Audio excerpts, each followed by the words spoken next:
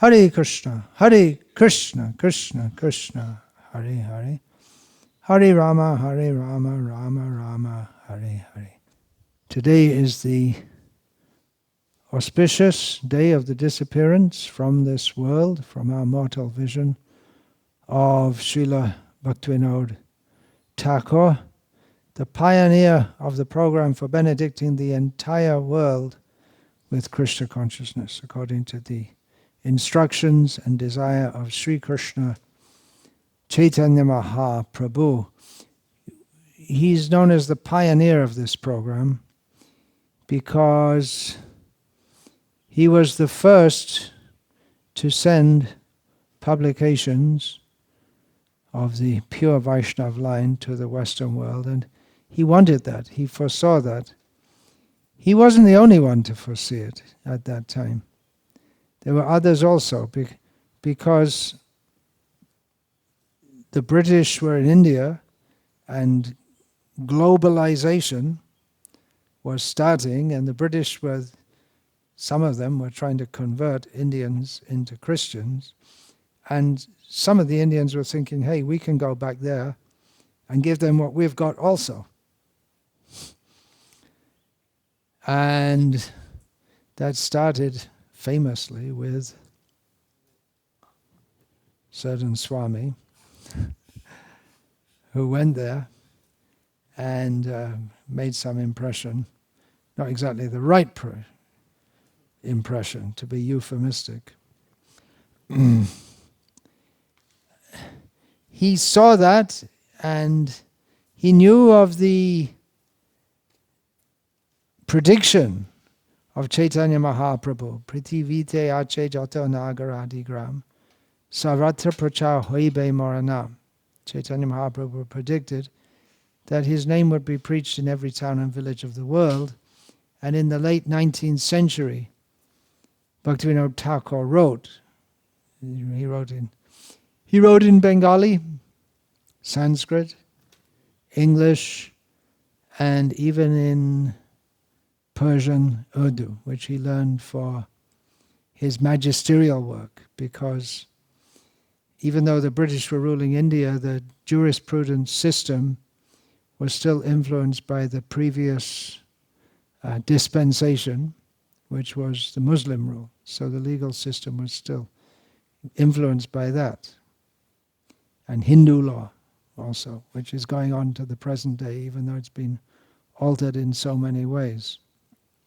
So anyway, in the late 19th century, Srila Bhaktivinoda Thakur wrote in Bengali, that has been translated into English.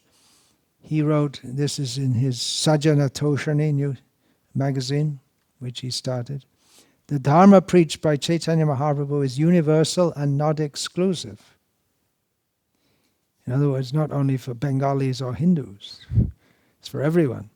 The principle of Kirtan as the future church of the world invites all classes of men, without distinction of caste or clan, to the highest cultivation of the spirit.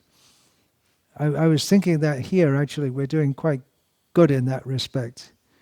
We have whites, blacks, in-betweens, and Latino. We don't have Vietnamese, Chinese, Korean, Japanese type. Tough one, tough nuts to crack, but we have that. Bhaktivinoda Thakur, no doubt, will be very pleased with this. No doubt. Bhaktivinoda Thakur is smiling on this. That everyone is joining together in glorifying Krishna by chanting his holy names. It appears, Bhaktivinoda Thakur says, that this church will spread worldwide and replace all sectarian churches, which exclude outsiders from the precincts of the mosque, church, or temple. Lord Chaitanya did not advent to liberate only a few men in India. Rather, his main objective was to emancipate all living entities of all countries throughout the entire universe and to propagate the eternal Dharma. Lord Chaitanya states in Sri Chaitanya Bhagavat, in every town, country and village my name will be sung. There is no doubt that this unquestionable order will come to pass. He believed it. It would have been difficult to believe at that time. but he believed it. Although there is still no pure society of Vaishnavas. That was founded later by Srila Bhaktivinoda Saraswati, in which he made an arrangement where people could live together only purely practicing. Because Bhaktivinoda Thakur, he revived the Vishva Vaishnava Sabha, later rechristened Vishva Vaishnava Raja Sabha, of devotees. He spread Nam Hatha, devotees. He got people chanting Hare Krishna. It wasn't only him, actually. He was a prominent figure, but there were many among the English educated, actually. Many of them were English educated, the first generation of English educated Bengalis. I don't know where to begin. There is a lot of religious foment going on in Bengal and in North India, throughout North India. One of the results of that, in North India came out the Arya Samaj, which was very influential, and then in Bengal there was the Brahma Dharma became prominent at one time. And then later on there was the Ramakrishna mission, and there were different ideas, because what had happened was the British had come and introduced a completely different way of thinking, the British education, and they attacked what we now call Hindu Dharma. They attacked it as being irrational, backward, immoral, and many Indians went along with that, the more educated ones. So the Arya Samaj was and the Brahma Dharma, they were attempts to revive the Arya Samaj was an attempt in Swami Dayananda, what he imagined to be the original culture.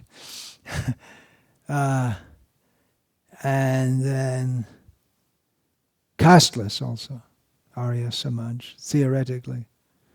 And then the Brahma Dharma was some kind of mixture of Christianity and Hinduism and some kind of...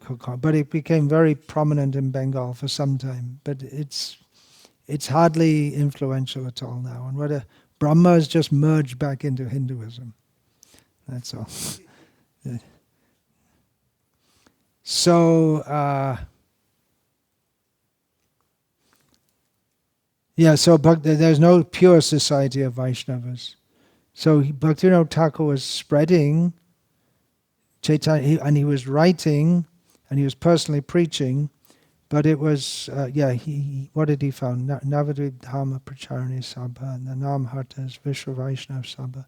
But it was Bhaktivinoda Saraswati Thakur, first of all, founded the Sri Chaitanya Math in Mayapur, and then the Bhaktivinoda Asana in Calcutta, and that was the Bhaktivinoda Asana in Calcutta. That was what we would nowadays call a preaching center, and that was the home of the Vishva Vaishnava Raj Sabha, the universal organization of the kings of the Vaishnavas. So they operate under that name. And that later, that came to be known as the Gauriya Mission, with various mutts here and there. So that was the first pure society of Vaishnavas in that era, in which those who lived in the centers of Chaitanya Math and those who were to be initiated by, Bhaktivinoda Thakur started initiating with very strict standards. So following all the rules, pure Vaishnavas in the sense of following all the rules. Fish eating was a really tough one for most Bengalis to overcome. Prominent in this revival, so many things to say. There was a revival of Chaitanya Vaishnavism, of promoting Chaitanya Mahaprabhu. And that was done in various ways. Some wanted to promote him as the to promote Bengali, you can't exactly say nationalism, but Bengali superiority, the Bengali identity. Chaitanya Mahaprabhu is the symbol of the Bengali identity. And that he was open to everyone, Chaitanya Mahaprabhu.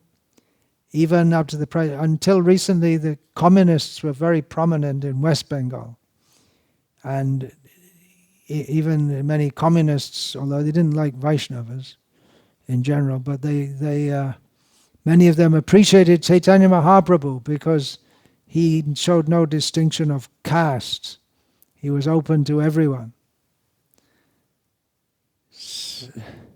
So Bhaktistan Saraswar Thakur revived that pure society. I was going to say, prominent was Shishir Kumar Ghosh, he was a prominent intellectual and businessman, in as much as he founded the very the Amrita Bazar Patrika daily newspaper, and then Jugantar, another.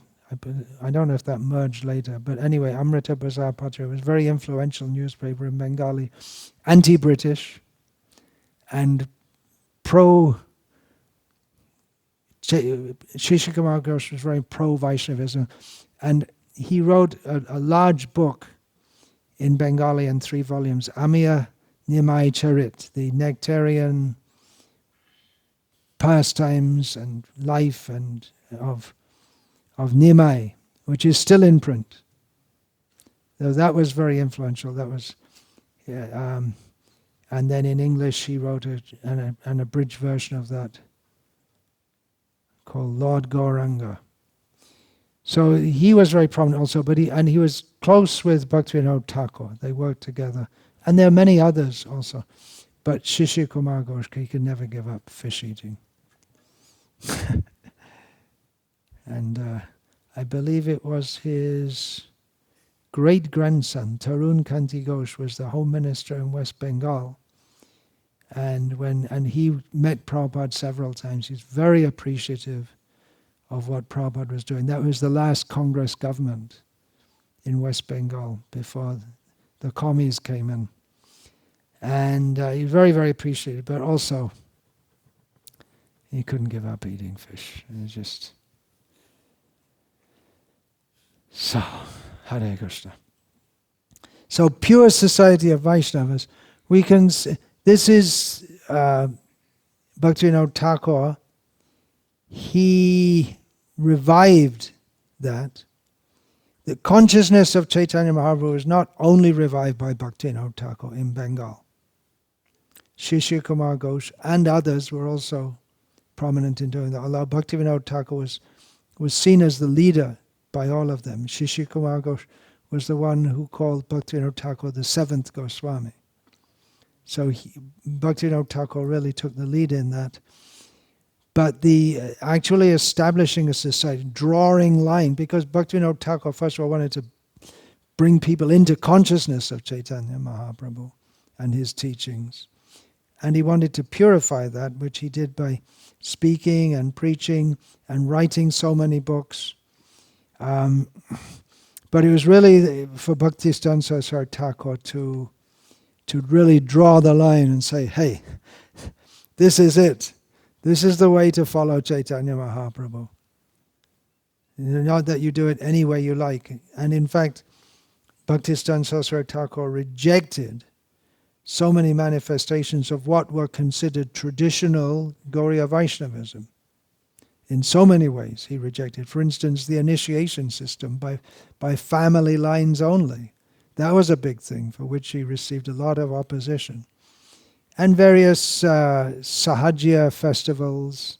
And in general, the attempt to go right to the top, to the intimacies of Radha Krishna Lila, without starting at the bottom, into the very esoteric love pastimes of Radha and Krishna, without even following regulated principles. Now, it wasn't that no one in Bengal followed regulated principles, but but it wasn't stipulated. And many of the those who were initiating, they were brahmanas, mostly from Nityananda Vangsha, Advaita Vangsha. They're descendants of family lines, either directly from Advaita or not directly from Nityananda, but from disciples of Birchandra, his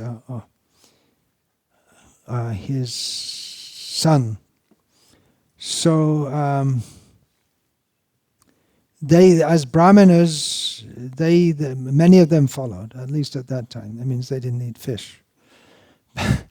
But it was declining also. The tobacco, chewing had been adopted. That's Bhaktivinoda Thakur. It's one of the things that Bhaktisiddhanta Thakur didn't like about Bipin Bihari Goswami, who was the formal initiating guru of Bhaktivinoda Thakur. He had a habit of chewing tobacco. So it wasn't, the lines weren't drawn very clearly, but Bhaktisiddhanta Thakur said, look, you want to follow Chaitanya Mahaprabhu, you've got to be pure. There are principles you have to follow. You just can't say, I'm a Gauriya Vaishnava. You got to actually follow. He made standards. So, getting back to this quote, although there is still no pure society of Vaishnavas, Lord Chaitanya's prophetic words will in a few days come true, I am sure. Why not? Nothing is absolutely pure in the beginning. From imperfection, purity will come about. So Bhaktivinoda Thakur was involved with society of, so he made big preaching and big programs, and many people came in.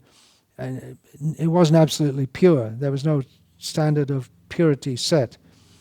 But they're promoting kirtan and then discussion of the glories of Chaitanya Mahaprabhu and giving Bengali people in particular faith in Chaitanya Mahaprabhu, which had been waning under attack from not only, well, it wasn't only the British who were attacking. Actually, the British didn't attack that much, the public, because they educated Bengalis to attack their own people, their own culture. They educated them, and then the educated Bengalis would tell all the people that, look, what are we doing? We have this rubbish religion, and that's why they thought they had to make a Brahma religion. And later it was not Ram Krishna, but Vivekananda who stepped out. He was the first one, Hindu pride. He didn't use that term, but he promoted that. So, continuing, very soon, Bhaktivinoda Thakur says, the unparalleled path of Harinam Sankirtan will be propagated all over the planet. Oh, for that day when the fortunate English, French, Russian, Prussian means German, and American people will take up banners, mridangas and cartels and perform kirtan through their streets and towns. When will that day come? Oh, for the day when the Western fair-skinned man from one side, while chanting Jai Satchinandana Ki Jai, will extend their arms and embracing the devotees of our country, come from another side, treat us with brotherly feelings. Instead of, at that time, the whites, they completely looked down on the Indians. Inferior race. In all respects, they thought. But Bhaktivinoda Thakur didn't say, when will we crush them under our feet? He said, when will they join together? When will that day be? On such a day they will say, oh dear Aryan brothers. That was another big topic at the time. Then the Arya Samaj came up. That was before Hitler misappropriated the term Aryan. Our dear Aryan brothers, we have taken shelter at the lotus feet of Lord Chaitanya, who is the ocean of transcendental love. Kindly embrace us. When will that day come? That day will witness the holy transcendental Vaishnava Prem to be the only dharma. And like rivers meeting the ocean, all narrow creeds will mix with the unlimited Vaishnava dharma. When will that day come? So he was looking forward to that. Therefore, in the 1972 edition of Bhagavad Gita as it is, you'll find the pictures of Srila Prabhupada, Bhaktistan Saraswati Thakur, Gaur Das Babaji, Bhaktivinoda Thakur, and it's written Srila Bhaktivinoda Thakur, the pioneer of the program for benedicting the entire world with Krishna consciousness. So in this way, he envisioned it, he made a start for doing it, he gave that spirit to Bhaktistan Saraswati Thakur, who sent missionaries to Europe, and it really unfolded with His Divine Grace A.C. Bhaktivedanta Swami Srila Prabhupada. That's not all about him. He revealed Mayapur Dham. We say about Jagannath Das Babaji that he confirmed that. But actually it was Bhaktivinoda Thakur who searched out for the real birthplace of Chaitanya Mahaprabhu and discovered it. Gaurave bhava bhume strang nirdeshta sajjana priyaha vaishnava sarvabhauma Sri Jagannathaya te namaha. He nirdeshta, he ascertained, yes, this is it. But it was Bhaktivinoda Thakur who discovered it, and he discovered Navadvip Dham in as much as he revealed it by his transcendental vision. Otherwise, just fields in Bengal with the Ganga flowing through it and the Jalangi or Saraswati flowing through it, and it just looked like pretty much any other part of Bengal. But he revealed all the different places of pastimes in his Navadvip Dham Mahatmya, his book. He wrote so many books and songs. We can talk about his life story, so to speak, which we should do because it's all transcendental. But really his heart we know from his writings. Mostly nowadays he's known through his songs. We in ISKCON, we know just a few of his songs, but still in the Gaudiya Math branches and sub-branches, still many devotees, they know many of his songs. It's easier for them, if the Bengalis and Oriyas, because they can automatically, you need to read the translation of this song, Oh Hey Vaishnava Thakur, which we just sung, offering Ganga to Ganga. He composed this song, but for any Bengali, it's just like when we speak in English, we can all understand it. So the songs in Bengali, and any Bengali can understand. Actually, some of the terms, they're Choi Bega Domi, they won't understand what that is unless they know our Vaishnav philosophy. Otherwise, Diyapada Chaya, Shoda He Amai. Yeah, it's Vaishnava language, but it's very simple, sweet, and easy to understand. So his heart he has revealed in his books, his writings. How much did he write? How much did he research? Books and magazine articles, publishing magazines. He started this Sajjana Toshani magazine. There were actually quite a few Vaishnav magazines at that time in Bengal. It was the efflorescence of the printed word and spreading of education. I mean, there was a scope, and there was a postal service. So all these things came together so you could have subscriptions and all over Bengal like this. So he wrote so many articles, so many books which are so valuable. So we can really know his heart from his writings, and they are phenomenal. I was saying in the Gaudiya Math and the branches and sub-branches. Many know the songs. There's also a strong consciousness in the Gauriya Math of the link with Bhaktivinoda Thakur. They all know that Bhaktivinoda Thakur, he's the root of the Gauriya Math, even though it was founded after his departure from this world. But Bhaktisiddhanta Saraswati Thakur, in founding the Gauriya Math, it was a reification of everything that Bhaktivinoda Thakur taught.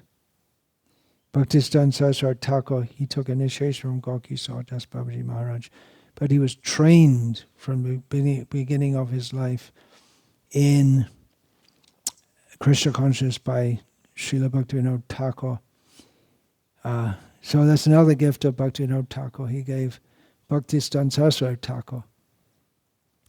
Namo Bhaktivinodaya Satchidananda Namine. Satchidananda Namine. Gaura Shakti Surupaya Rupanuga Varayate. Sometimes that's Satchidananda Murte. So we offer our obeisances to Srila Bhaktivinoda Thakur, who's known as Satchidananda. In some of his early writings, he wrote under the pen name Satchidananda Premalanka. Satchidananda, eternity, knowledge and bliss. He is the very form of the power of Chaitanya Mahaprabhu and the best among the followers of Rupa Goswami. He appeared in this world. He disappeared from this world. Everyone in this world is born and dies. Sometimes people say that about Krishna also. Well, he also died.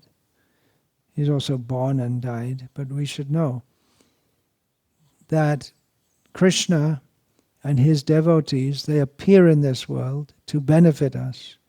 And although to ordinary vision they may seem like ordinary people, they're not ordinary people. Etad ishanam ishasya prakritisto pitad gunai. Now yujyate sadamastaya yata buddhistadashrayaha. Krishna appears in this world, but he always remains the supreme. And although he comes in the world of matter, he's not influenced by the three modes of nature. He's not influenced by matter. He remains always transcendental to that and situated in his own spiritual consciousness.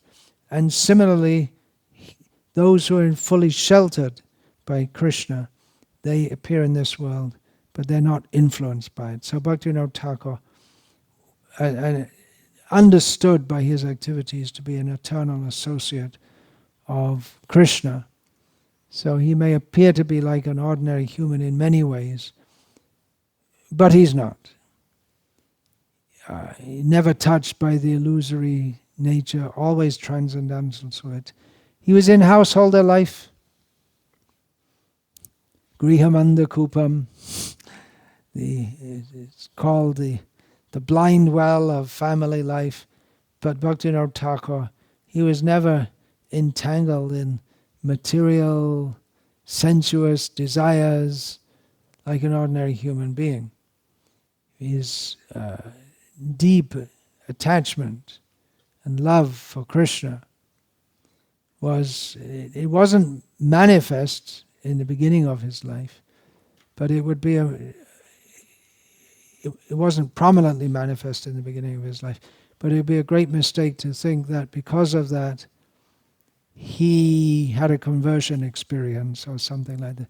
Just like we see the six Goswami. Well, Rupa and Sanatan, for some time in their life they appeared to be materialistic, but they weren't. They were deeply involved with materialistic people, but they weren't materialistic.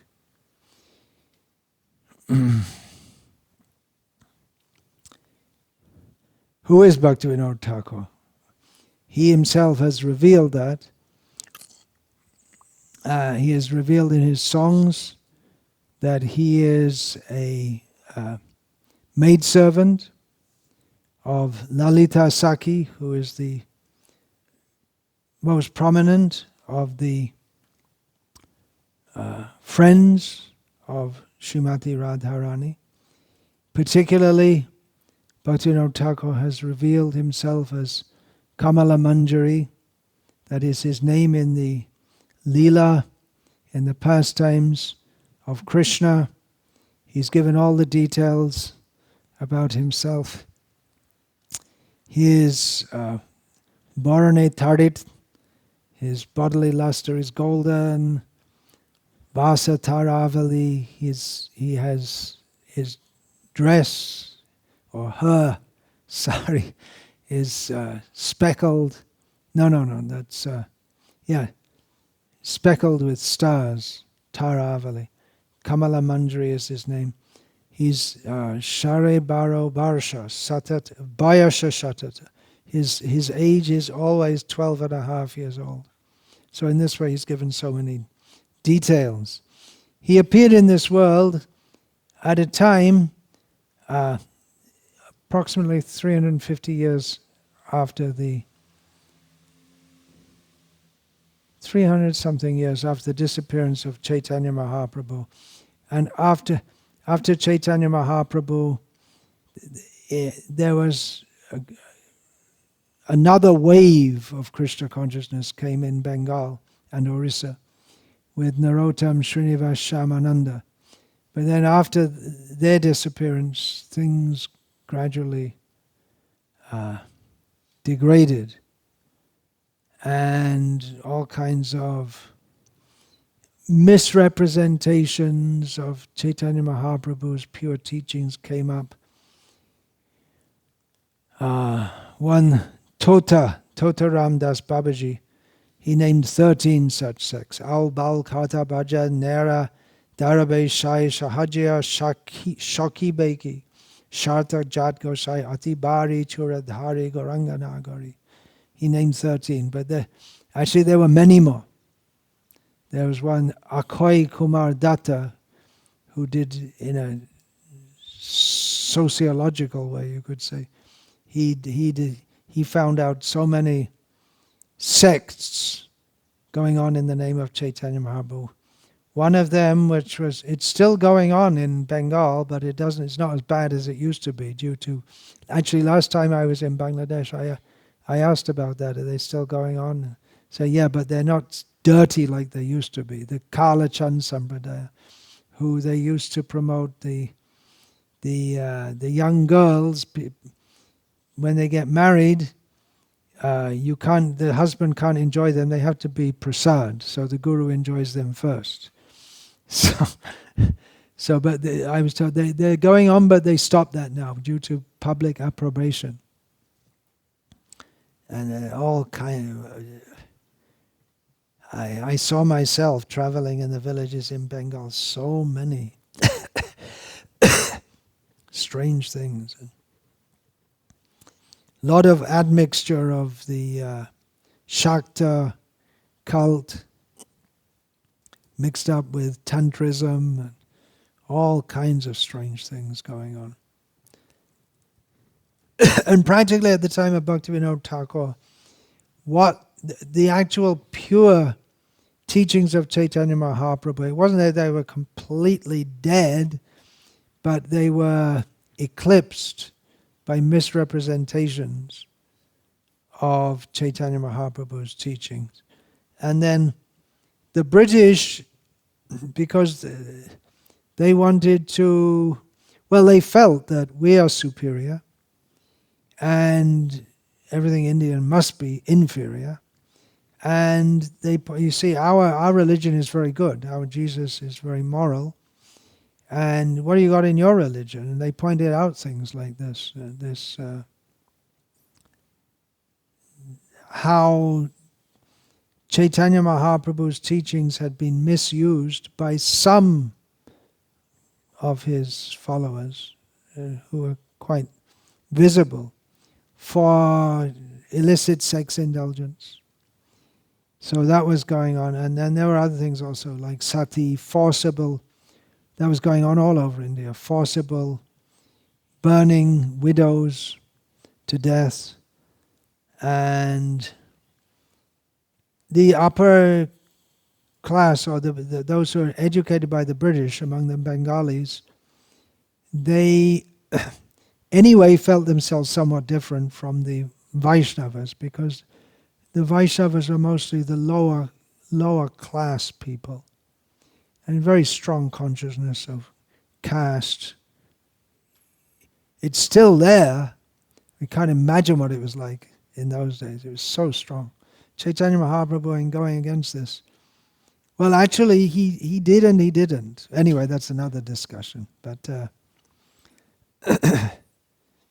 the upper class Bengali society, they became disgusted, and this is our religion. They thought the Vaishnavism is the worst thing.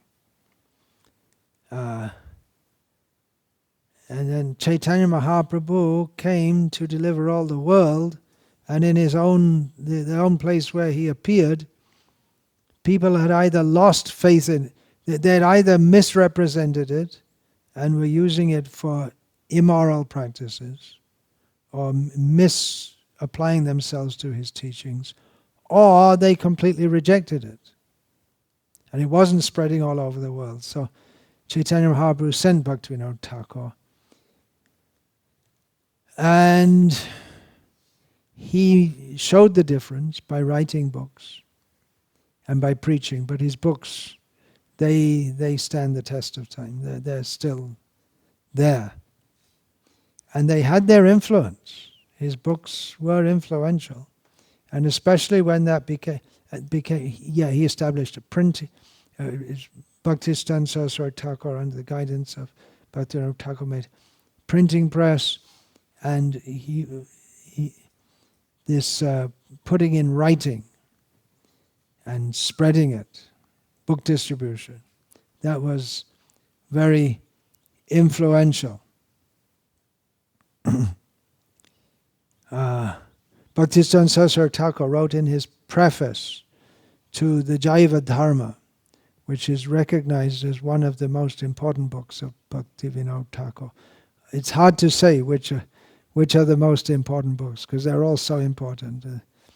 But Jaiva Dharma, Chaitanya Shikamrita, the Dashamula Tattva, which actually wasn't published as a book at that time, Harinam Chintamani, Navadvita Mahatmya, and then all of his songbooks are the Amnaya Sutra, Tattva Sutra.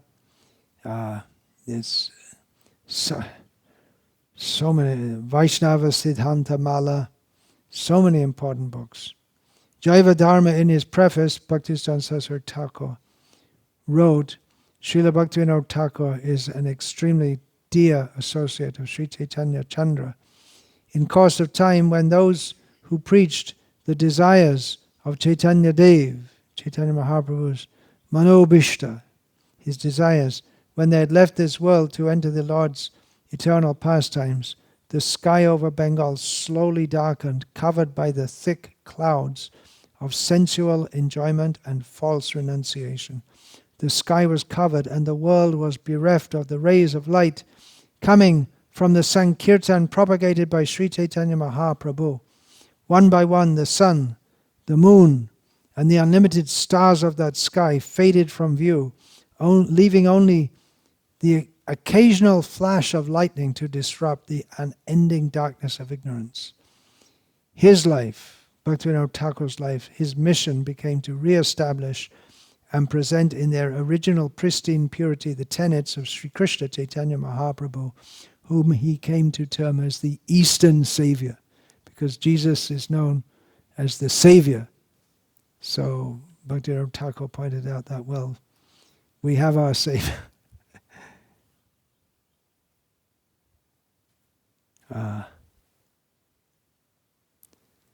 So at the time of Bhaktivinoda Thakur, very few people actually knew what the real teachings of Chaitanya Mahaprabhu were.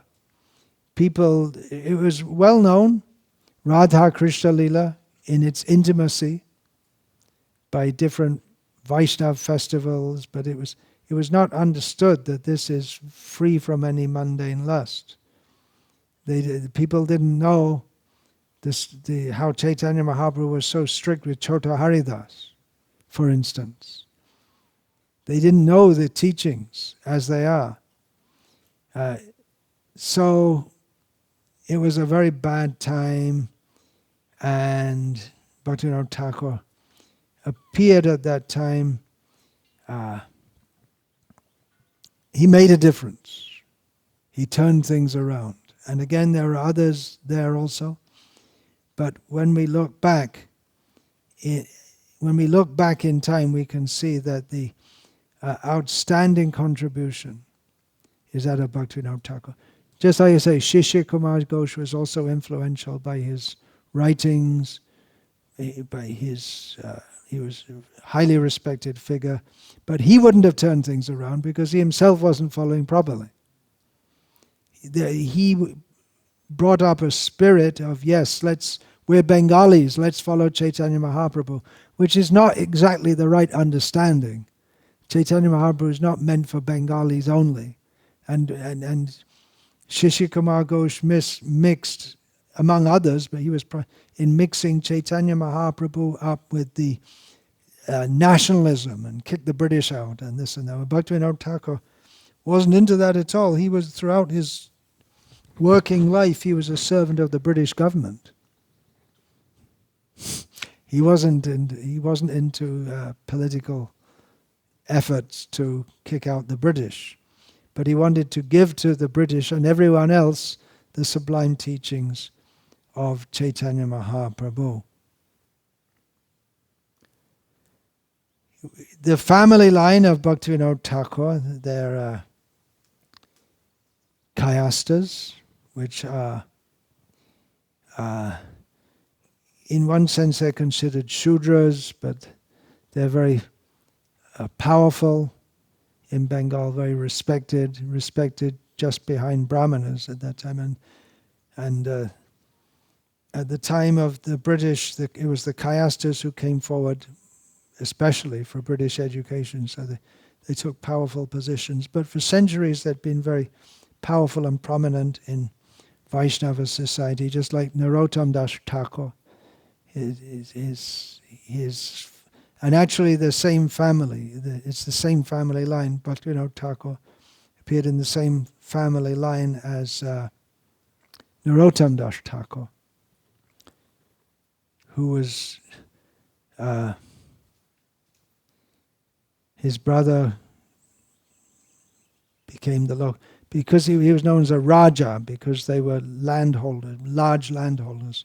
So sometimes I've seen devotees in their writings, they say that Narottam Das was from a Kshatriya family, but he was called a Raja, but it wasn't a Kshatriya family, they were Kayastas.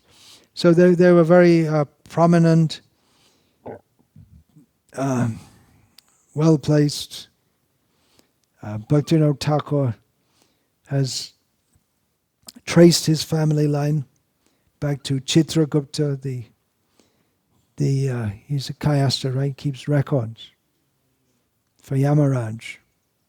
So he traced his family line back to that. Bhaktivinoda Thakur in 1838 was born in Ulagram, also known as Birnaga. His father was Ananda Chandra Datta, his mother Jagan Mohini Devi, and his parents gave him the name Kedarnath.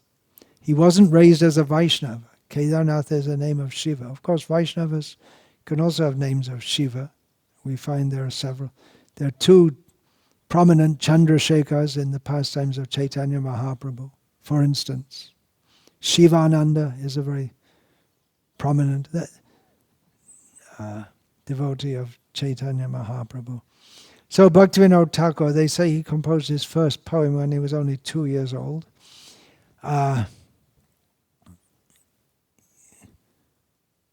the age of 6, he knew the stories of Mahabharata and Ramayana. And from early life, he was inquisitive. What's going on in the world? that was exacerbated by disaster that struck his family when his village he was living in was struck by cholera, and most of the people died. So that was a tragic event which happened in his life, which, of course, he's always a pure devotee, but that really triggered his thinking about what's going on in life. But even before that, he was inquisitive about what's going on, what are people doing. He wrote his autobiography, and in that he wrote, of course he wrote it in Bengali, I'm giving a translation. Whenever a festival was held at someone's house, I would go. Naturally, the village children would go. There are different festivals, religious festivals, and then there'll be wedding festivals, and when the child is brought home after the child is born, they don't immediately come home. But there's so many festivals, and then the first giving of rice, and then when the woman is pregnant, there are festivals during her pregnancy. So different festivals and rituals.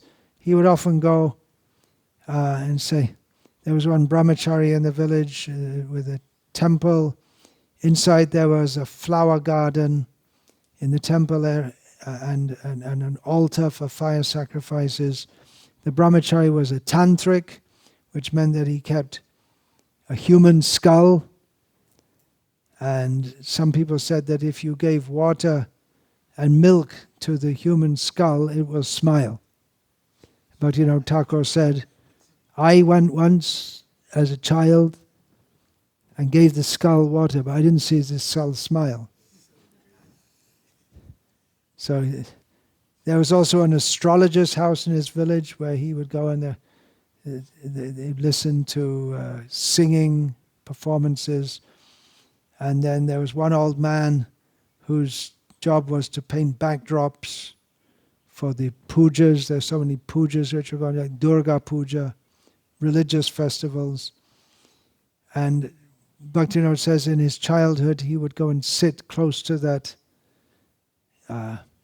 person and ask him so many questions, which he would always answer. So Bhaktivinoda asked the mystery, that means the workman, when does God, you make the image of Durga is made, you still see in Bengal and other parts of India, they make from straw and mud, they make an image and they cover with something like plaster of Paris and then paint it. So Bhaktivinoda asked, well, when does this image actually become God? Because you start off with straw and mud. When does it actually become God? And the carpenter, or the person, the painter said, when I paint its eyes, the God will come. So Bhaktivinoda in his childhood came eagerly to see when are you going to paint the eyes? Okay, I'll come and see. He said, but I didn't see any God come. Then he asked again. He said that, well, it's made of straw and clay and chalk and you painted it. Where's God? And the old man said, well, when the Brahmins say the mantras and call, then God will come. So then Bhaktivinoda says, I went as a child to see that, but I didn't see any God come. So he asked the painter again, and he said, and then the painter told him openly, I said, I don't have any faith in all of this. I just think that the Brahmins do this as a means for taking money from the stupid people, that's all. And then again, Bhaktivinoda asked that, so why don't you tell me something about God? And he said, I only believe in one God, Parameshwar. All these gods and goddesses are all imaginary. And then he became more inquisitive. There was a Muslim who was charged to guard the treasury at their home. And he Bhaktivinoda as a child was asking, and the Muslim man said, God's name is Khuda. That's a word used in Bengal for God. At one time, Khuda, was alone and there was no one and nothing but him. Then he took dirt from his body and made a pancake out of it. There was one ocean at the time, he threw it into the ocean. The upper part of the pancake became the sky, and the lower part became the earth. Then Khuda created humankind, starting with Adam and Eve. We are all the descendants of Adam and Eve. So you can see how Bengali folklore became mixed with some idea from the Quran. And then he asked, Bhaktivinoda as a child asked, well, who do you think Ram is? And the common answer at that time from Hindus and Muslims that Ram and Rahim are the same. Rahim is also another name for Allah, God. Then Bhaktivinoda Thakur learned from that Muslim a mantra for chasing away ghosts. It was very useful, actually. Muslims then, in Bengal up to the present day, Muslims, not only in Bengal, actually throughout India, they know many mantras and fakirs like this. They can do magic, they can cure snake bite and all kinds of things. So a lot of the folklore or tantric, what happens is whole castes would get converted to Islam because people do things by caste. So the caste who were into tantra and spells and magic, they all got converted.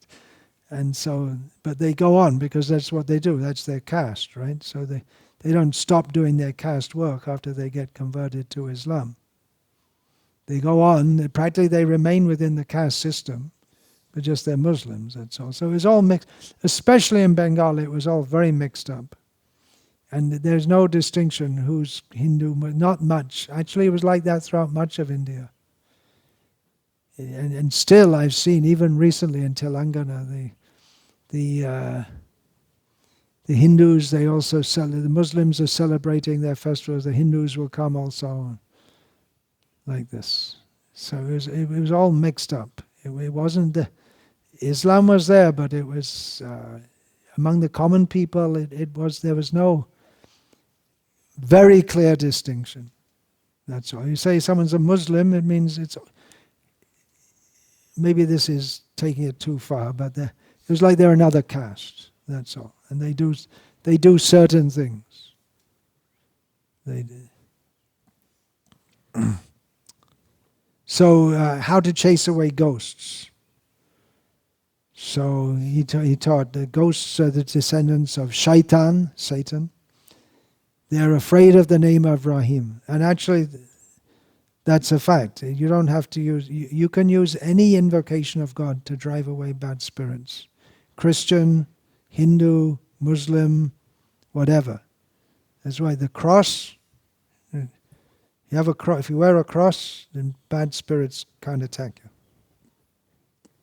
And this is how you chant the name of Allah with faith, and bad spirits will go away. Of course, people nowadays, they don't even believe in bad spirits. I guess they are all bad spirits themselves. Really, it's like the bad spirits, they're not floating around at night, they're right there in the daytime, and in human beings, really, isn't it? Seems like that. They take a human form. Then Bhaktivinoda Thakur continues. My maternal uncle, Parashuram Mustafi, was studying law. At first he had some faith in God, but later he gave it up. You see, it was a time in Bengal, lots of... When the British came, they really upset everything. They had railroads, and they seemed to have a superior culture, and it really made people... It really shook up people's whole way of thinking. And especially they attacked the Brahminical culture.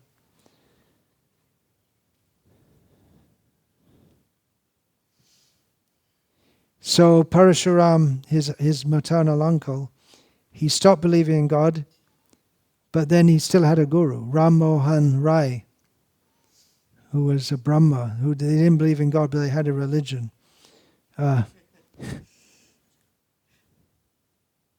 Raja Ram Mohan, yeah. He kept that Raja thing from his Hindu background. And Bhaktivinoda says, I was just a child and I became upset. It upset me because I had belief in God, but I didn't want to go against my uncle. And his uncle Parashuram, typical thing which we hear up to the present time, that in this world there's only nature, natural forces, there's only nature, there's no God. So Bhaktivinoda Thakur went to see, Kedarnath went to see some Brahmin to ask him about this. And the Brahmin's answers made him more confused. But throughout all this, he never stopped chanting the name of Ram.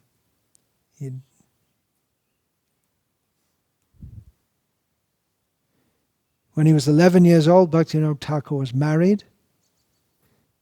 It was the common practice at that time.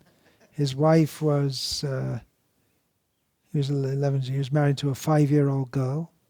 Not that they lived as husband, but there was all, you know the system. They get married and then the boy and girl. I've seen in Bihar some years ago, a young girl chasing, playing with the kids. She must have been 8 years old and had the sindoor. I mean, she's married.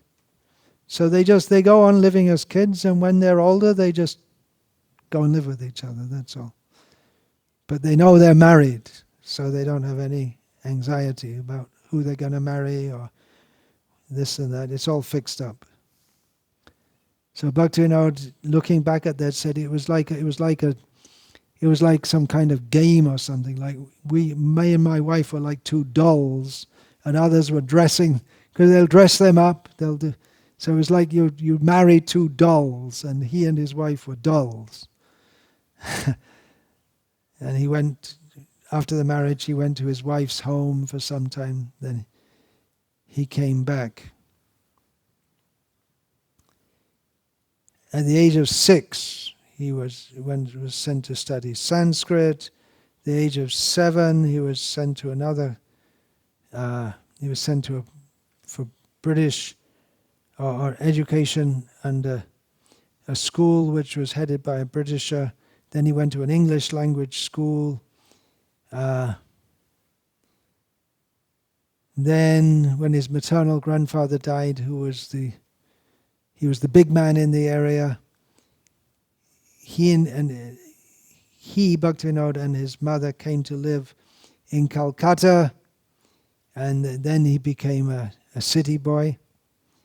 And from the beginning of his life, he was transferred from one school to another, and after that from one position to another in the British government. Kedarnath was one of Ishwar Chandra Vidyasagar's first students. The name of Ishwar Chandra Vidyasagar is known by everyone in Bengal, both West Bengal and Bangladesh, up to the present time. He was such a big figure in the history of Bengal. Especially he standardized the Bengali language and the lipi, the alphabetical signs, and the punctuation and grammar and everything. So that was one of his contributions. He was a great scholar. It was a common thing at that time that people would talk about God and who is God and everything. I used to see this in India also when I first went in the 1970s. That on the train people would discuss and have arguments. Not nowadays. That's been killed. They talk about anything, they talk about cricket, but mostly they just look at the cricket. Politics, that was also a big topic. Otherwise they just look at their phone now. But when some discussion came up in the presence of Ishwar Chandra Vidyasagar and the young man, Bhaktivinoda, was there, this topic came up. And Ishwar Chandra said, since none of us has ever seen God, it's best that we don't talk about him. Then, as as a young man, even though his teacher was such a big man, he said to him that, well, you wrote in a book, a children's book, Bodhodaya, that God is formless and pure consciousness. So if you haven't seen God, then why did you write this about Him? God is omnipotent. So he asked that question to him.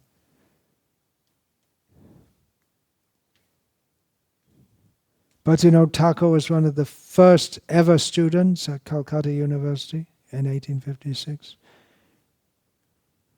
When it entered, and education was in English language, and he became very attracted to study English authors, and he became very impressed with what they said. It seemed to him very impressive. He himself wrote an English poem as a young man, and started giving talks. At this time, he became very interested to study the Brahma Dharma, Christianity, the Bible, the Quran. He was inquisitive. He wanted to find out. He thought that Christianity was superior to the Brahma religion because in Christianity they accept a personal God. In 1858, Kedarnath is still a young man at this time. The culture, even now, it's different. It's changing somewhat, but someone in their 20s, they're not really considered a man. Srila Prabhupada would talk about his boys and girls. It's very different in America. But they're still considered a boy at the age. They may be married. Bhaktivinoda Thakur was married. They may have children, but they're still considered like children. It's not a bad system because in youth one tends to be foolish. So they're kept under the control of the older people, the parents. So, and you see that people in youth, they pick up bad habits and then they spoil their whole life. They get into a bad track. So that was the system. They said. So he, as a young man, he went to Puri, Jagannath Puri. In those days, nowadays you get on a train in the morning and that's to Bhubaneswar. Or you get on a train at night and the next morning you're in Puri. In those days, the fastest you could go would be, of course people would usually stop on the way at the different holy places also and take a somewhat circuitous route. But probably the fastest you could go would be, 1 week or something. You have to go by land. You can go by boat also, but it depends on the season. At this season, you wouldn't want to go by boat because it's dangerous with the weather is very dangerous. So anyway, on the way back, he stopped at the Chotigram, which was that was owned or overseen by his maternal grandfather, I believe his maternal grandfather, Krishna Vallabh, who was a great Vaishnava, and it was almost as if he was waiting for this young man to come, because when Kedarnath came, he told him, he just like gave him a blessing or a prophecy. You'll be a great Vaishnava. At this time, Kedarnath was showing no sign of being a Vaishnava. You'll be a great Vaishnava. And Krishna Vallabh said that, and then he left this world. He was like a yogi. He just passed away. Ishwar Chandra Vidyasagar arranged for Kedarnath to get a job teaching in Odisha, in the Kartak Government Secondary School. Then shortly after that he was given headmaster's position at a school in Bhadrak. This is all in Orissa. He studied the various religious institutions in Orissa and wrote a book in English called The Maths of Orissa. He also wrote a work under the pen name Satchidananda Premalankar called Sri Chaitanya Gita. The Vaishnavas at Bhagnapara, which is traditionally a great center of Vaishnavism, that's close to Kalna, Ambika Kalna. But that doesn't mean anything to all of you. So the Vaishnavas at Bhagnapara gave him the title Bhaktivinoda. That was commonly done, that people who were practicing, they'd give them that. And Bhaktivinoda Saraswati continued that with his disciples, giving titles. So among the Vaishnavas then, Kedarnath became known as Satchidananda Bhaktivinoda. Then he was transferred as a school teacher, headmaster. He was transferred here and there.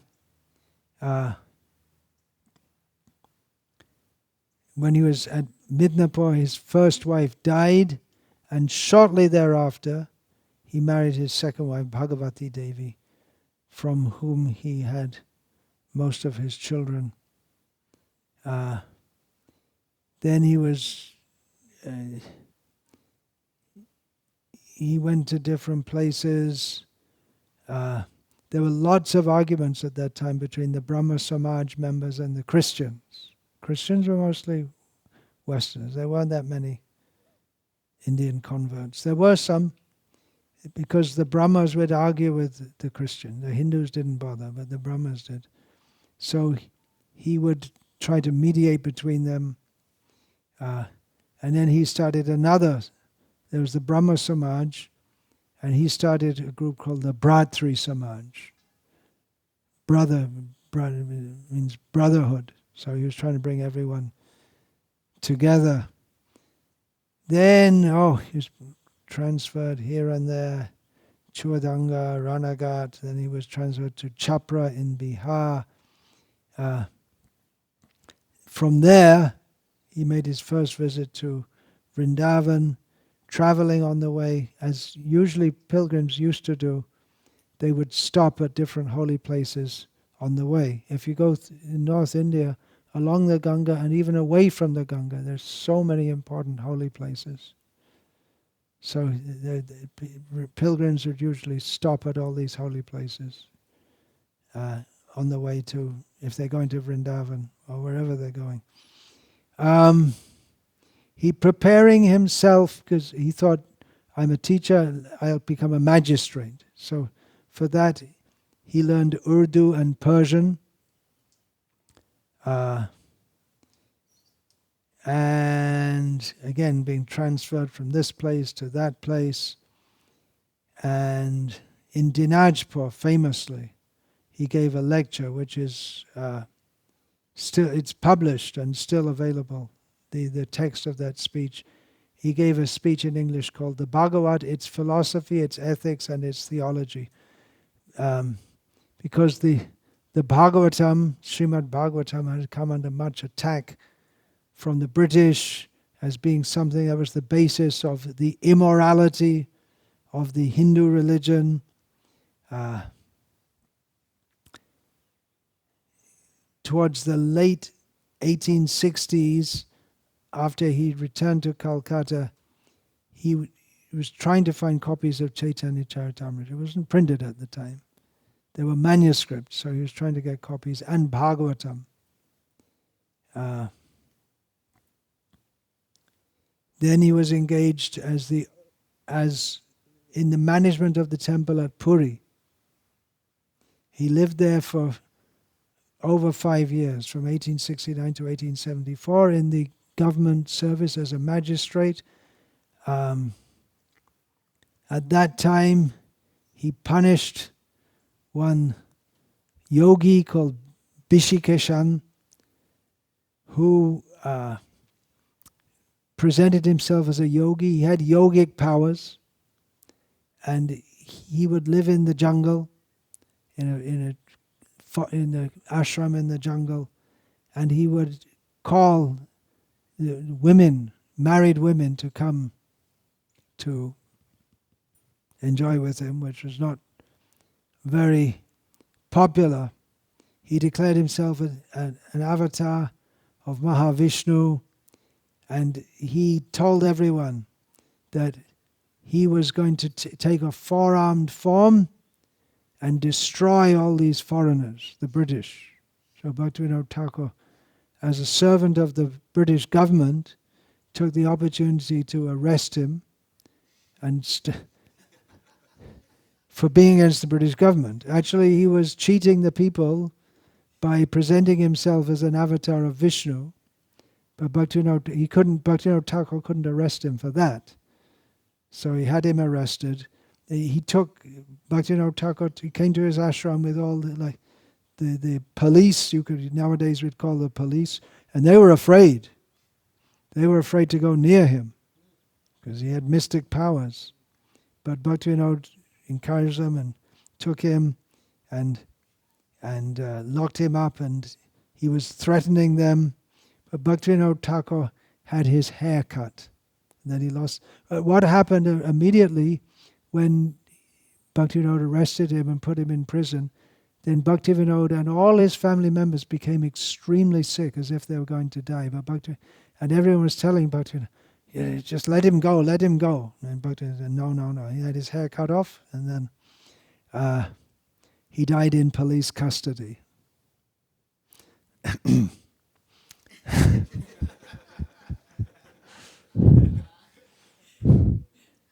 Nowadays that would be questioned. In those days, who is there to question? And there were others like this also. Bishikishan was famous for that.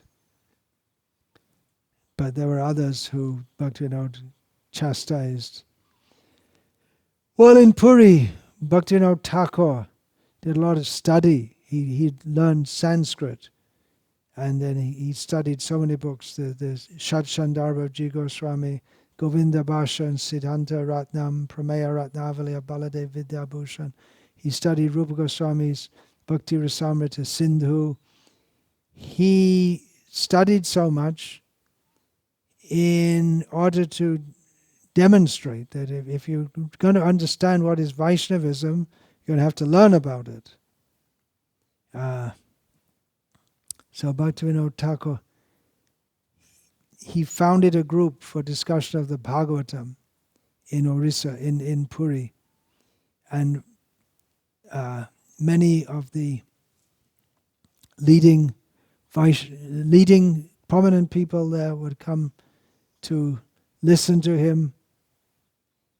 One, Raghunath Das Babaji, who was living in Puri at the time, criticized, who is this person to speak on Bhagavatam? But that Babaji became very sick, and Jagannath told him to go and beg forgiveness from Bhaktivinoda Thakur, which he did, and then he was cured. Up to the present day in Puri, in the Jagannath temple, the learned scholars come to sit at the one place called the Mukti Mandap, and there they discuss various issues about temple management, and they may have some philosophical discussion, or Mayavad. So Bhaktivinoda Thakur would sit next to the Lakshmi temple there, within the Jagannath temple complex, near to where Chaitanya Mahaprabhu's footprints are there in the stone, because the stone melted when Chaitanya Mahaprabhu was standing there, and his footprints are there. So Bhaktivinoda Thakur would not associate with the Mayavadis, and he went to another place and he discussed the Bhagavatam, and then Vaishnavas came to listen to him there, and that place became known as the Bhakti Mandap, or the Bhakti Prangan. At this time, Bhaktivinoda Thakur wrote, I believe that was his first Sanskrit work, Datta Kaustubha Krishna Sanghita. During this time in Puri, Bhaktistan Saraswati Thakur was born, because Bhaktivinoda Thakur was praying to Krishna that I'm doing what I can, but there's so much to do, and unless you personally appear, you send a ray of your potency, send to this world someone who can really take this mission forward. And that was Bhaktisiddhanta Saraswati Thakur, which was understood. He was born with his, Bhaktisiddhanta Saraswati Thakur was born with his umbilical cord wrapped around his body like a brahmana's thread. 6 months after his birth, the Rath Yatra, because Bhaktivinoda Thakur, he's renting a house on the what's called the main road in Puri where the Rath Yatra comes. And 6 months after Bhaktisiddhanta Saraswati Thakur was born, the Rath Yatra came and the chariot stopped in front of Bhaktivinoda's house. Jagannath wouldn't go any further. Stopped there for 3 days. And at the Bhaktivinoda Thakur arranged for continuous Sankirtan to be done there for Jagannath during those 3 days. And during that time, Bhaktivinoda's wife, Bhagavati Devi, brought the child to touch at the lotus feet of Jagannath, at which spontaneously a garland fell around the body of that baby. So Bhaktivinoda had some insight that this child is going to be the child I prayed for, a ray of Vishnu to come. Bhaktivinoda Thakur's writings, what shall we say about his writings? He was a family man. He had 13 children, ultimately, which wasn't unusual in those days. Gradually, they didn't all come at once. And he had government responsibility. He was a very responsible person. He was he got as highly positioned in the British administration as they would allow an Indian to come. And after he retired, one of his British bosses said, "I would have promoted you further, but we weren't allowed to. They could only go so high." And it really, by his intelligence and his ability, Bhaktivinoda Thakur disproved the British theory that Indians are inferior and less intelligent. Working as a magistrate, he would hear the details of the case, both sides, and decide it like that. So he would just finish so many cases quickly. He was very quick and thorough as a magistrate. So he was doing all this, and in the meantime, he wrote so many books. He would come home in the evening, take rest early, about 8 o'clock. Then he'd get up at 12 o'clock and write. And then he would go on with his writing. He was chanting rounds, offering worship, so many things he was doing. But he wrote so many books, over 100 books in Sanskrit, Bengali, English, and some legal things he wrote in Urdu, Persian also. His writings will always be important, just like Vedvyasa's writings. They don't become outdated. They speak on the platform of eternality. There's one devotee in India, Vidvan Gauranga Prabhu, who you know and you know. And he's very much into studying not only Bhaktivinoda Thakur, but all the Acharyas' writings, and very much into showing that Srila Prabhupada's writings, they fully represent the teachings of the previous Acharyas. But he has a special, it seems to me, affinity for Srila Bhaktivinoda Thakur, because really his writings are, what can you say? You can't say that Jiva Goswami is any less, or Rupa Goswami is any less, but anyway, he wrote to me in an email about Amnai Sutra, one of the writings of Bhaktivinoda Thakur. So he wrote in an email, he wrote to me that Amnai Sutra presents the essence of Vedic knowledge. Each quote that Bhaktivinoda Thakur gives for each sutra, because what he wrote the essence of Vedic knowledge in the Amnai Sutra, which sutra means short statement. And then Bhaktivinoda Thakur, he gave his own commentary on that, showing the veracity of each statement by quoting from Shastra.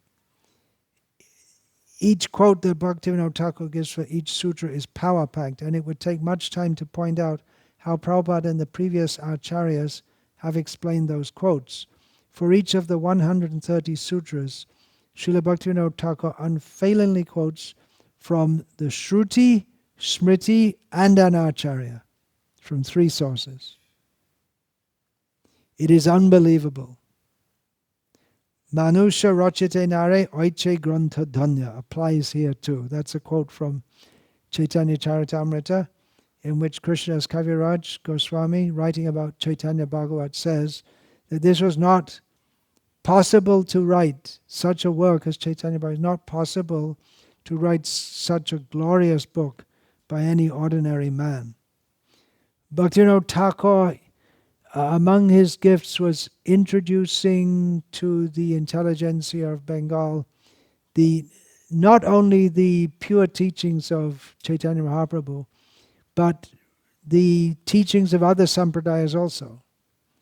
And he had books from the Ramanuja Sampradaya, especially the Artha Panchakam he gave by the Lokpila Acharya. He gave much importance to that.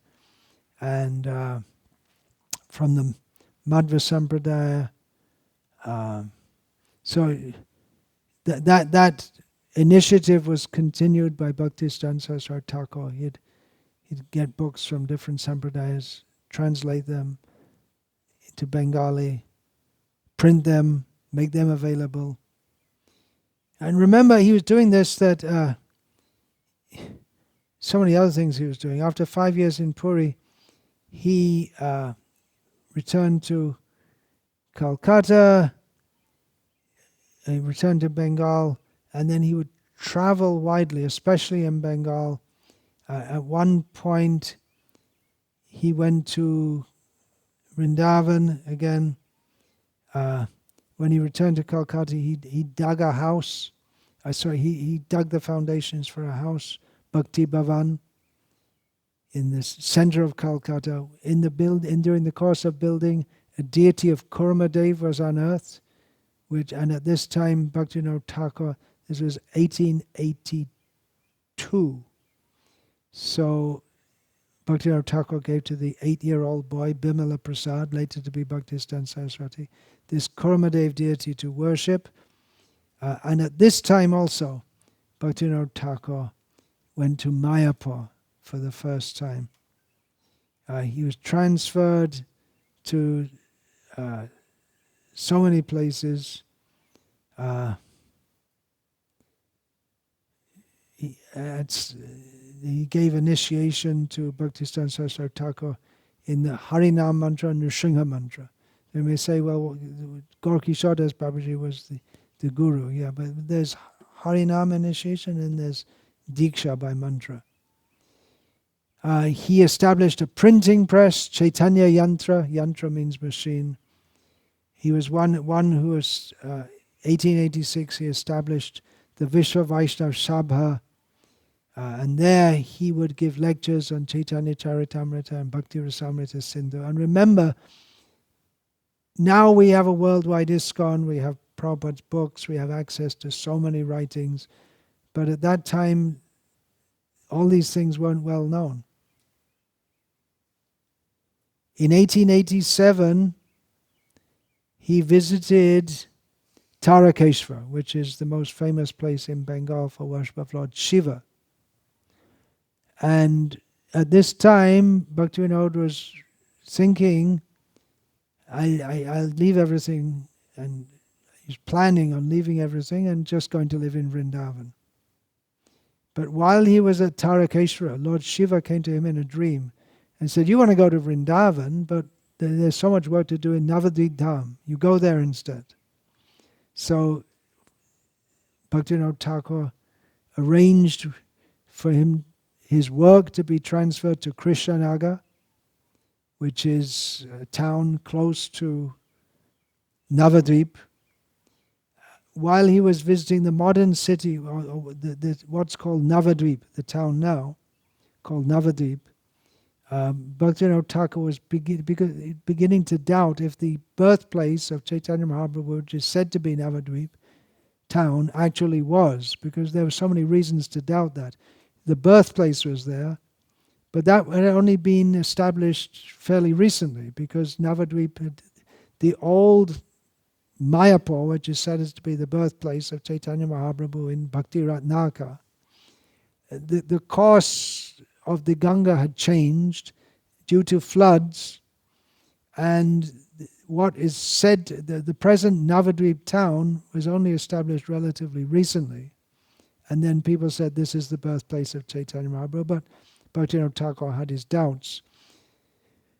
Then one night, he was staying in a dharmshala. It's like a guest house, you could say, something like that. How do you explain what a dharmshala is? He was looking out over the Ganga. Navadvip is over, and he looked on. And he saw the other side, and in the night he saw huge illumination on the other side of the Ganga. Now that wouldn't be surprising in the present day when we have neon lights and so many things, but it was definitely very surprising. What's going on over there on the other side? So the next morning he went there, inquired there, went to the other side and heard that this place is called Balal Dighi, and around here is the birthplace of Chaitanya Mahaprabhu. So that really set him off. And then he started researching old maps and documents and speaking to local people. And then he found close to there is a village called Miapur, inhabited by Muslims, and the Bhakti Ratnaka, which was written about 100 years after the departure of Chaitanya Mahaprabhu by a devotee in the line of Gopal Bhatta Goswami. Narahari Chakravarti refers to Mayapur.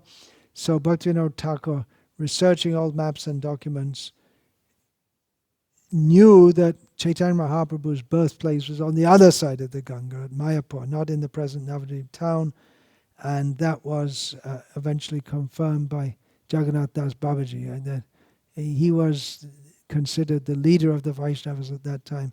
And when he went there, he saw one area covered in tulsi, and Jagannath Das Babaji, even though he was 120 years old at the time, was carried here and there in a basket.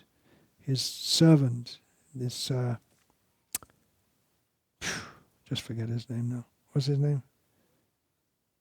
Bihari Das Babaji, would carry him, Jagannath Das Babaji, in a basket on his head. This Bihari was very, very strong. But then he put the basket down, and Jagannath Das Babaji he was so old and couldn't move, but he jumped up in the air. And when he came to Mayapur, said, "This is the place." So Bhaktivinoda remained in Calcutta, and in 1888 he purchased some land close to in the Navadvip area, which he called Surabhi Kunj. Then he got transferred to East Bengal, and there he did a lot of preaching, and he was transferred here and there and here and there and here and there. There are so many things. Of course, I'm skipping over so many things. We only have a limited time. But he was very concerned. He wanted to leave all this, and he wanted to, because he got the order to work in Navadvip Dham.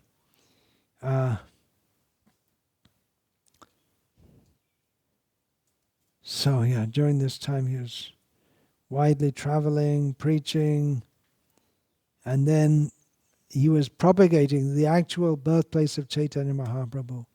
And for this purpose he established the Navadvip Dham Pracharani Sabha with many prominent Vaishnavas, and then he was able to make a temple, get land and make a temple there. If you go now, you'll see it to Mayapur, the birthplace of Chaitanya Mahaprabhu. You'll see a quite a grand temple. That was built by Bhaktisiddhanta Saraswati Thakur after the departure of Bhaktivinoda Thakur.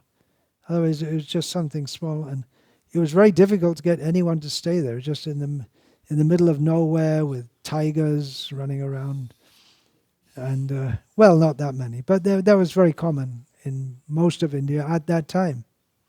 Now you hardly find any. I've never seen a tiger. Maybe I saw it in a zoo somewhere, but I didn't see in.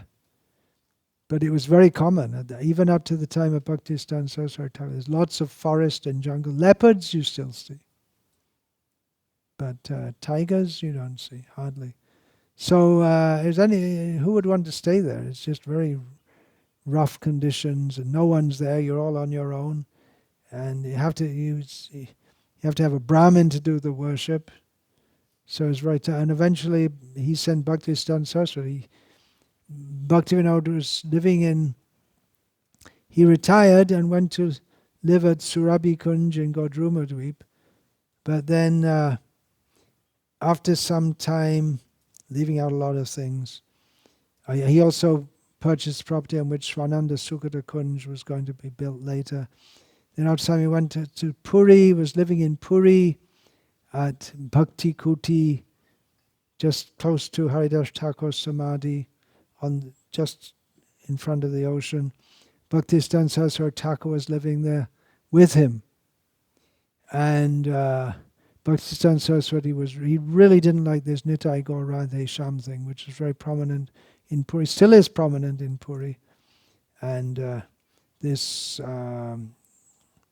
Radha Raman Charandas Babaji, he was associated with Bhaktivinoda Thakur. Bhaktisiddhanta Saraswati didn't like him at all, and he was causing a lot of disturbance.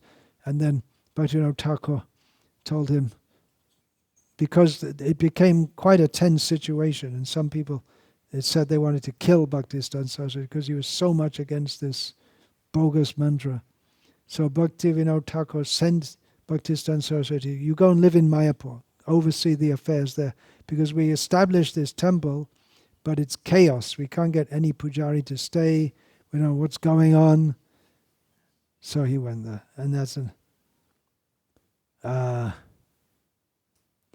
then Bhaktivinoda Thakur went to, and skipping over so many things, Bhaktivinoda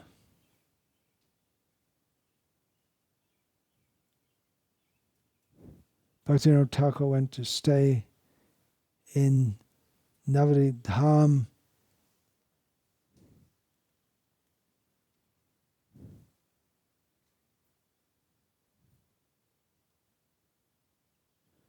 And at this time, because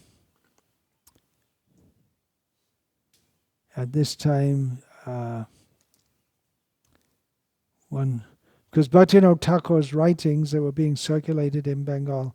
So one young man had read some of his writings, and he knew this man is my guru. So that's what he thought. So he came from East Bengal to Godrumadweep, where Bhaktivinoda Thakur was living, and he was initiated by Bhaktivinoda Thakur. And Bhaktisiddhanta Saraswati Thakur was there at the time, and his name was Jagadish, and he was known as Jagadish Bhakti Pradeep. And from the beginning, Bhaktivinoda Thakur told him, you take instruction from Saraswati, Siddhanta Saraswati.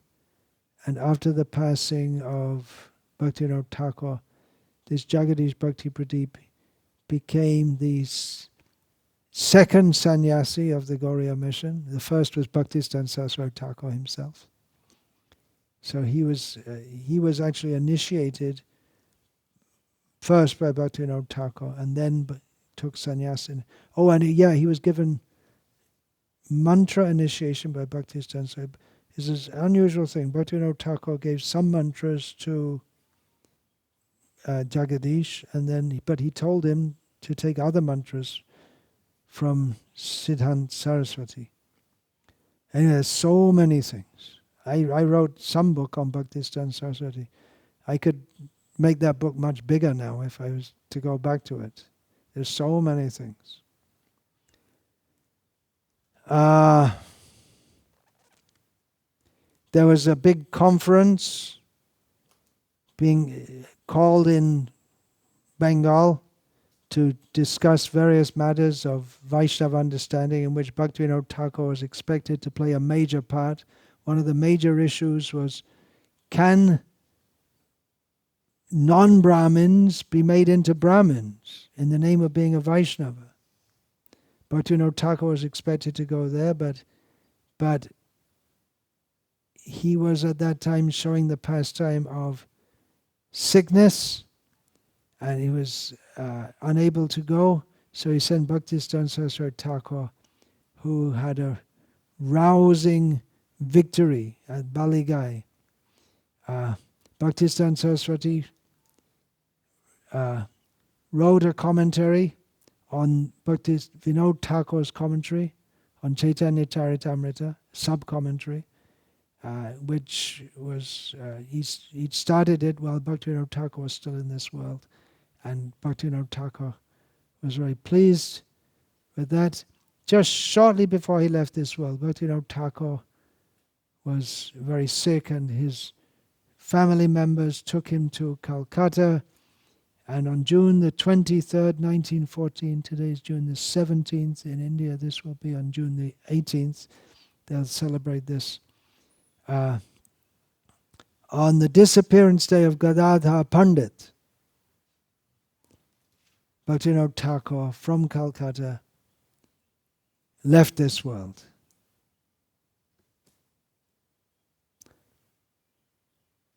Which we're celebrating today. As he himself, Bhaktivinoda Thakur, wrote about Haridas Thakur, he reasons ill who tell that Vaishnavas die when thou art living still in sound.